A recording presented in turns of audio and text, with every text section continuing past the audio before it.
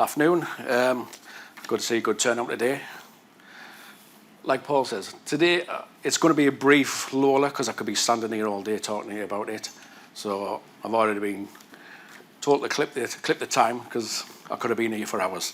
So all it is, predominantly passenger lifts, because obviously, but it falls in lines with andwis as compliance experts, and we want to make sure all your workplace equipment is safe to use. So,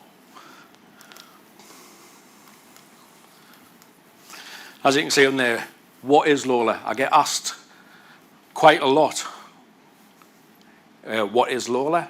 If I ask a customer, have you done your LOLER examination on any lifting equipment? And they look at me and think, what is that?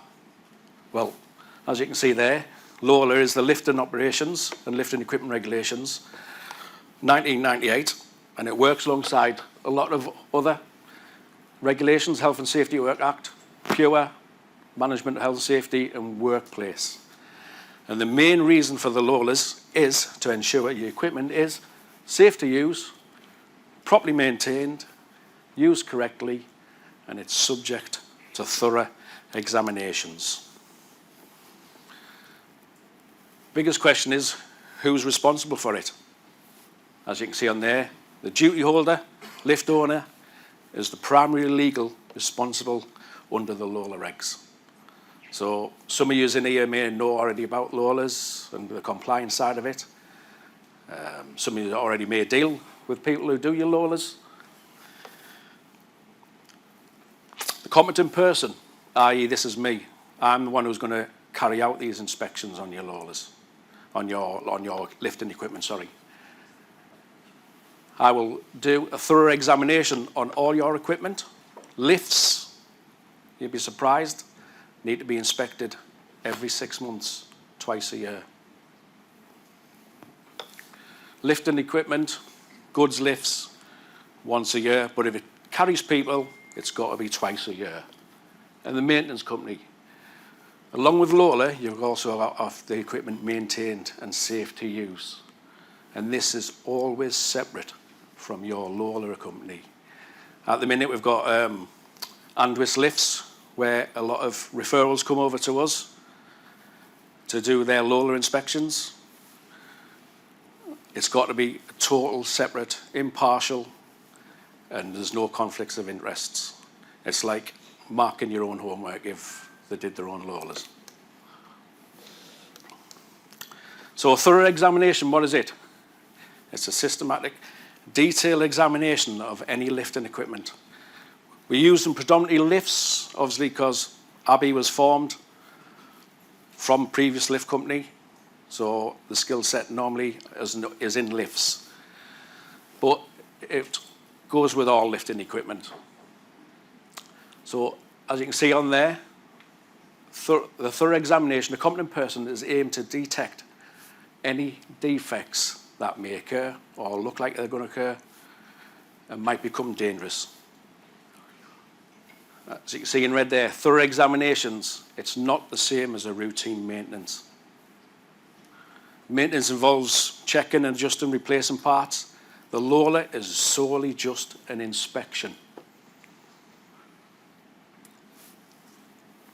As you can see there, I mentioned there previously, the examination frequencies. Anything that carries people is every 6 months. If you go past the date of your compliance, that lift or any lift equipment should be taken out of service and not used. And you'd be surprised actually how many people don't know that they should get this done. Lifting accessories every 6 months.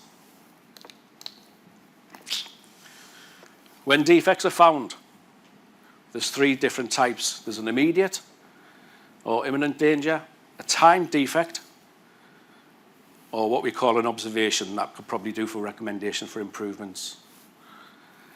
The immediate one, basically we advise the lift to be turned off straight away. And we also have to contact the local authority to inform them that that site has a defect of imminent danger on the lift.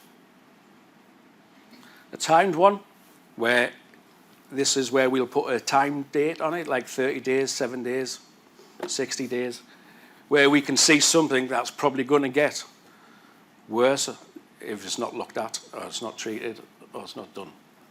An observation is we recommend probably upgrading to some current standards of the lifting regs or lift equipment today.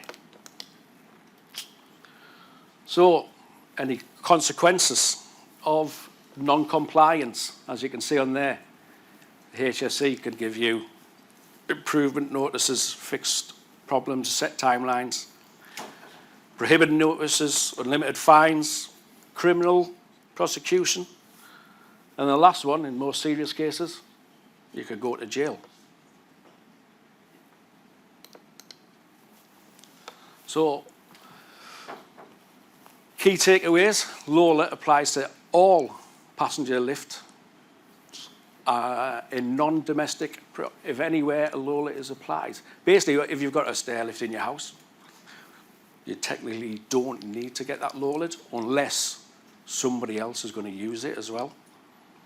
But you cannot guarantee that nobody else is going to use that bit of equipment. So we would advise that you would get a LOLER done on these things. Duty holder of the building is legally responsible to have it inspected and ensuring its compliance and it's safe to work. Passenger lifts every 6 months by a competent person. Thorough examinations is not the same as maintenance. Both are required, but they serve different purposes. One's for your compliance and the other's to maintain that the lift is safe, or your lifting equipment is safe to use. Act immediately, please, on any failure, on any serious defects. Keep all records of your examinations, your tests. Non-compliance can result in prosecution and imprisonment. I'm here most of the day with everybody else for any questions outside of this. Anything LOLER, anything you want to know?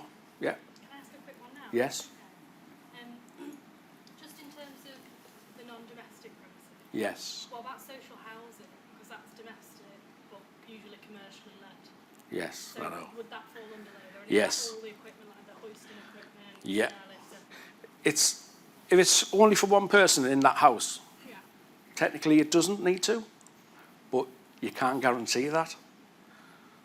So what I would recommend is that to cover all bases and ensure compliance and safety, I would get it done.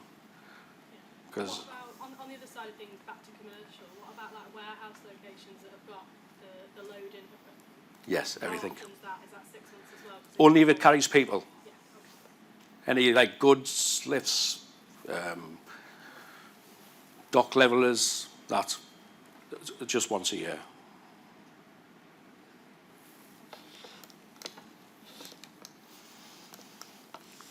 That was the next question anyway. Thanks, Scott. Thanks, mate. Well done. Well done. Thanks.